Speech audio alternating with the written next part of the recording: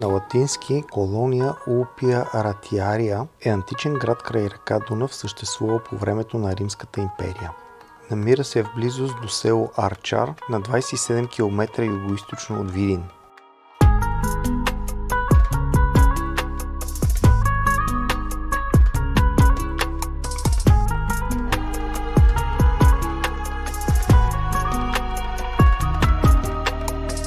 Градът е възникнал през втората половина на първи век при управлението на Веспасиан.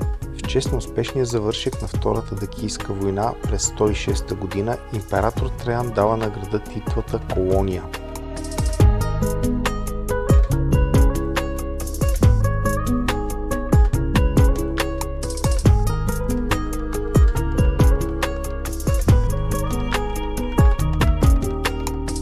В края на 3 век по времето на Диоклециан градът става столица на провинция крайбрежна Дакия.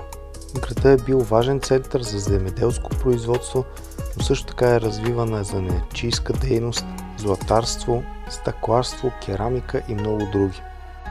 На същото място са открити и следи на предримско селище. Известно е, че едно от най-значимите племена в Северна България, мизите, е живяло тук преди новата ера.